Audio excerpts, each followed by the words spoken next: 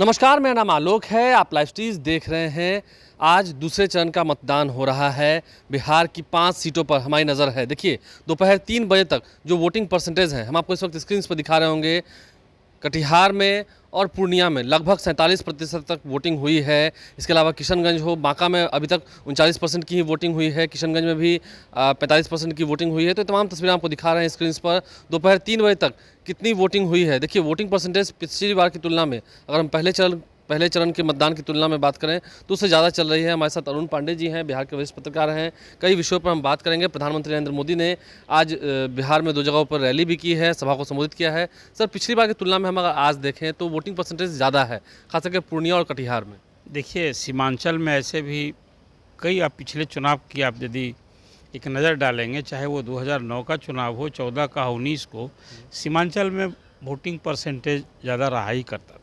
60% तक हुआ है उसमें, कटिहार, किशनगंज, इन इलाकों में। और ऐसे भी जो मुस्लिम बहुल क्षेत्र हैं, मुस्लिम मतदाताओं का टर्न आउट ज़्यादा होता है। एक वो डेडिकेटेड वोटर्स होते हैं, एक लक्ष्य होता है, तो लोग निकलते हैं वोट देने के लिए। बात ठीक है कि मौसम अलर्ट था, अभी सीमांचल में ही पहले सा था येलो अलर्ट। प्रचंड धूप के बीच में भी इस लोकतंत्र के महापर्व में जो भी आपने 3 बजे तक का आंकड़ा बताया है, ये बड़ा ही संतोष का भाव होता है। और मुझे लगता है कि निश्चित रूप से इन क्षेत्रों में 52%, 53%, 55% तक वोटिंग होगी। मतलब वोट तो करना ही चाहिए, चाहे धूप हो। बिल्कुल, धूप हो चाहे हो, लेकिन अब देखिए आज जुम्मा का भी दिन था, एक उसका भी असर, अब ये अंतिम दिन आज लगन का भी है। इस सब के बावजूद जो एक फर्स्ट फेज के चुनाव में 4 कंस्टिट्यूंसीज में मतदान हुआ और उसमें 49% वोटिंग हुई थी टोटल मिला करके, तो कहीं ना कहीं वो मतदाताओं की उदासीनता दिखी। और मेरा आकलन था कि मतदाताओं की उदासीनता कहीं ना कहीं जो सत्तारूढ़ दल है उसके लिए नुकसानदायक होता है। अब चलिए, इस चुनाव में तो 5 सीट पर जदयू लड़ रहा है, और उसमें हाँ सेकेंड फेज में जो आज चुनाव हुए हैं, और 4 सीटें उसकी जीती हुई, 1 सीट कांग्रेस की जीत है। तो 4 जगह जहाँ जदयू की जीत है, तो नीतीश कुमार के लिए ये फेज जो है एक अग्नि परीक्षा का है। और कांग्रेस इस फेज में 3 सीट की दावेदार है। किशनगंज तो उसकी जीती हुई सीट है, और इस बार फिर कटिहार और भागलपुर के लिए भी एक लंबे अंतराल के बाद दावा की है। वहाँ से अजीत शर्मा उनके कैंडिडेट हैं, कटिहार से तारिक अनवर हैं। तो कुल मिला कर ये चुनाव 2 सीटें, एक बांका की सीट और दूसरी सीट फिर भागलपुर की, वहाँ सीधी लड़ाई है जदयू के बीच में और राजद के बीच में। बांका में भी गिरधारी यादव के खिलाफ एंटी इनकम्बेंसी सुनने को मिल रहा था। देखिए, जदयू के जितने भी सिटिंग एमपीज हैं या जो कोई दल का होता है, तो एंटी इनकम्बेंसी फैक्टर तो हो ही नहीं जाती है। अब कांग्रेस के सिटिंग एमपी हैं किशनगंज में, वो विपक्ष में थे, उनसे क्या उम्मीद करते हैं? वो सरकार सत्ता में, वो सत्तारूढ़ दल के तो थे नहीं, लेकिन सत्तारूढ़ दल के सांसद रहते हुए ये कहीं अभी तो जदयू भी तो कहीं ना कहीं कभी बीजेपी से मेल, कभी खिलाफ, तो कुल मिलाकर सांसदों के प्रति तो थे, लेकिन कुल मिला फिर नरेंद्र मोदी का नाम, चेहरा और काम, यही उनका आधार रहा है इस बार के चुनाव में। और संजोग आज ऐसा देखिए कि 5 सीटों के लिए जहां चुनाव हो रहे हैं, उसके बगल वाले कंस्टिट्यूंसी, आज प्राइम मिनिस्टर फारबिसगंज में जो अररिया लोकसभा क्षेत्र पड़ता है, वहाँ जो उनकी जनसभा थी, जमकर दहाड़े। उसी तरह से आज मुंगेर में अभी जस्ट 10 मिनट पहले ही अभी प्रधानमंत्री का संबोधन समाप्त हुआ है, और वहाँ भागलपुर में और बांका में चुनाव हो रहा है। इसका भी एक असर कहीं ना कहीं साधने की भरसक कोशिश होती है।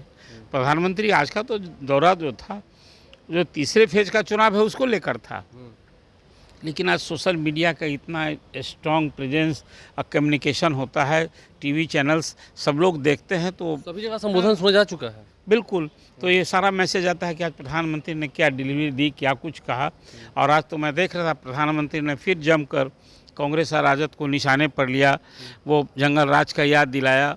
और फिर उसके बाद जो अभी भाजपा की नज़र में, प्रधानमंत्री की नज़र में जो मुस्लिम तुष्टीकरण की जो नीति है, राजनीति है कांग्रेस की, उस पर जमकर हमला बोला। और जो अभी खासकर दूसरे फेज से प्रधानमंत्री ने तो एक तरह से कहिए हिंदू और मुस्लिम का ही एजेंडा कर दिया है। और मैं सुन रहा था अररिया की सभा में, तो फिर अगला पिछड़ा सब कुछ कह दिया कि वो खुद पिछड़े हैं और यहाँ पिछड़ी जातियाँ जो हैं, चाहे यादव हों, कुशवाहा हों और जो अन्य पिछड़ी जातियाँ हैं, उनकी हकमारी हो रही है, उनका आरक्षण छीन करके अब मुसलमानों को दिया जा रहा है। घर के सोने जेवरात भी छीन लिए जाएंगे। धर्म के नाम पर आरक्षण कर्नाटक सरकार दी है और उनका प्रधानमंत्री का था कि इसी तरह से राष्ट्रीय स्तर पर ये लागू करने वाले हैं। हालांकि देखिए, बिहार में तो 75% रिजर्वेशन है। यहाँ पिछड़े अति पिछड़े सभी मुस्लिम जातियाँ हैं यहाँ पिछड़ी जाति में, और 5 तो अगली जाति में है मुस्लिम कैंडिडेट। तो यहाँ तो सारी मुसलमान जाति को पहले से आरक्षण मिला। हाँ, लेकिन वो कास्ट के आधार पर है, यहाँ कोई धर्म के आधार पर नहीं है। लेकिन प्रधानमंत्री ने जो कुछ बातें की है, आज जमकर हमला कहा है।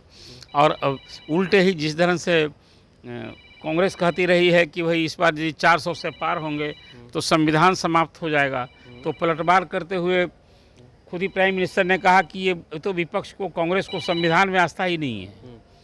फिर उसी तरह से आरक्षण जो समाप्त होने की बात विपक्ष कर रहा था, उसका भी पलटवार किया कि आरक्षण तो जब मोदी है तो आरक्षण की गारंटी है।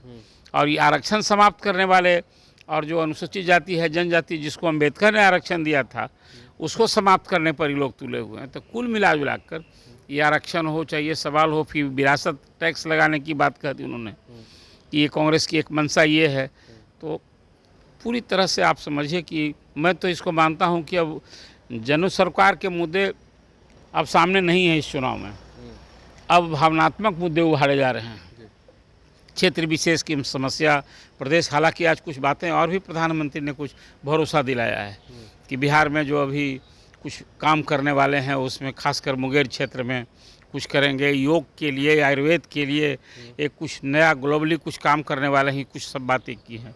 रही बात जो 5 सीटों के लिए जो चुनाव हुए, उसमें 2 सीटों में तो किशनगंज में और पूर्णिया में बिल्कुल ट्रेंगुलर ही फाइट था। पूर्णिया में क्या लग रहा है अभी का ट्रेंड? पूर्णिया में तो जो अभी तक शाम तक जो ट्रेंड था, देखिए जिस ढंग से तेजस्वी ने अपने संबोधन में बात कह दी थी ना एनडीए को जिताओ, कि एनडीए को जिताओ, एक तरह से सचमुच बड़ा झटका है ये।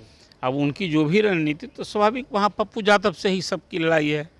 अब उसमें कौन स्थान सेकंड होगा, कौन थर्ड होगा, पहले से भी पूर्णिया में जो सिटिंग एमपी हैं उनके खिलाफ बड़ा स्ट्रॉन्ग एंटी इनकम्बेंसी थी।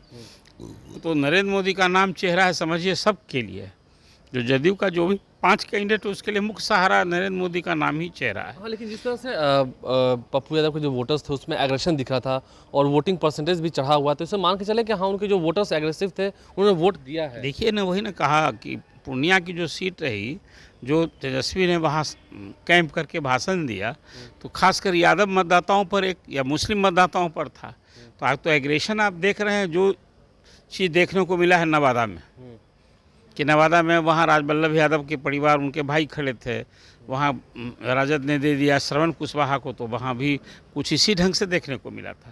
तो आज जो वहाँ वोटिंग परसेंटेज भी ज़्यादा लगता है कि ये कहीं ना कहीं ये पप्पू यादव के पक्ष में जाता दिख रहा है। और वो नतीजा तो जो आएगा 4 जून को ही स्पष्ट होगा। लेकिन जो ट्रेंड आज दिखा है, हाँ, जो वोटिंग परसेंटेज बढ़ रहा है, वो लगता है कहीं पप्पू के पक्ष में जा सकता है। पूर्णिया में भी उसी तरह से ट्रेंगुलर फाइट है, किशनगंज में और हाँ, और उसमें 3 मुस्लिम, वहाँ 70% से अधिक मुस्लिम वोटर्स हैं और तीनों मुस्लिम कैंडिडेट हैं। इस बार के चुनाव में AIM जो लगता है कि पूर्णिया में अपना कुछ जलवा बिखेरे। हालांकि कांग्रेस के लिए वो जीती हुई सीट है और फिर से जीत बरकरार रखना उसके लिए कठिन चुनौती है। जदयू के उम्मीदवार भी इस बार जो मास्टर मुजाहिद हैं, वो नया चेहरा है। हालांकि मानते हैं कि वहाँ उनका एक सोशल एक्टिविस्ट के रूप में या पॉलिटिकल एक्टिविस्ट के रूप में उनकी पहचान है। अब उसका लाभ मिलेगा जो कुछ मुस्लिम वोट लेंगे, और फिर जो नॉन मुस्लिम्स वोट हैं जो 25-30%, उनका उनके भरोसा है। तो कुल एक ट्रेंगुलर फाइट है। फिर कटिहार सीट छूट गई जहाँ पर तारिक अनवर है। कटिहार, देखिए कटिहार का ये पहले से भी रहा है। एक तो कटिहार में तारिक अनवर का एक अपनी पहचान है। हाँ, कांग्रेस के नेता रहे हैं, केंद्रीय मंत्री रहे हैं, और वहाँ हमेशा हिंदू मुस्लिम इसी हिसाब से गोलबंदी होती है और वहाँ चुनाव होता है। दुलालचंद गोस्वामी सिटिंग MP है, उनके खिलाफ भी एंटी इनकम्बेंसी फैक्टर थे। लेकिन अब हिंदू मुस्लिम गोलबंदी के आधार पर जो होगा तो ऊँट किस करवट बैठेगा ये कहना मुश्किल है। लेकिन हाँ, लड़ाई सीधी है वहाँ। 5 मिनट में किसी सीट पर ये नहीं कहा सकता कि इनकी जीत कंफर्म है। हाँ, किसी को बारे में आप अभी भागलपुर में वही है, एक लंबे अंतराल के बाद वहाँ कांग्रेस लड़ रही है।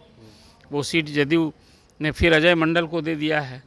और बुलो मंडल जो उनके कभी एक्स एमपी थे, इस बार वो टिकट नहीं मिला तो जदयू छोड़कर राजद में आ गए हैं। नहीं, राजद छोड़ के जदयू में आ गए हैं। तो कुल एक उसका भी असर हो, तो सीधी लड़ाई है वहाँ। और इस बार लगता है कि एक नया सामाजिक समीकरण साधने की भरसक कोशिश की है। अपर कास्ट का वोट यदि अजीत शर्मा लेने में सफल होते हैं, सो जाती है वोट, और फिर राजद का एम बाई, तो फिर फायदा होगा। तब तो लगता है कि कहीं कोई एक नई बात बहुत लंबे अंतराल के बाद कही है कि 89 का जो सांप्रदायिक दंगा हुआ आज़ादी के बाद सबसे लंबा दिन तक चलने वाला दंगा था, जिसमें 1000 से अधिक लोग मारे गए थे। तब के बाद से तो कांग्रेस से बिदक गए थे मुस्लिम, पूरे देश भर में इसका भारी नुकसान हुआ था। लेकिन इस बार अब इस कांग्रेस ने भरोसा किया अजीत शर्मा पर, देखिए वो क्या अपना जलवा बिखेरते हैं। बांका की सीट है, वहाँ 2 यादव बंधुओं के बीच की लड़ाई है, सीधी लड़ाई। जयप्रकाश यादव और सिटिंग एमपी हैं वहाँ गिरधारी यादव। अब वो वहाँ भी मैं मानता हूँ फिलहाल कांटे की लड़ाई है, लेकिन जो खबर मिल रही है कि उसमें वहाँ जदयू का अपर हैंड है। जदयू का पार्टी। देखिए तमाम सीटों पर फिलहाल क्या अपडेट है, हमारे साथ बिहार के वरिष्ठ पत्रकार अरुण पांडे जी थे, उन्होंने खुलकर बताया है। आप लाइव स्ट्रीम के साथ बन रहे हैं, हमारे चैनल को सब्सक्राइब कर लें, सभी ट्रेंड्स सभी परसेंटेज हम आपको दिखा रहे हैं। हमारे चैनल को सब्सक्राइब कर लें, साथ साथ फेसबुक पेज पर अगर इस वीडियो को देख रहे हैं तो पेज को लाइक करना ना भूलें। धन्यवाद।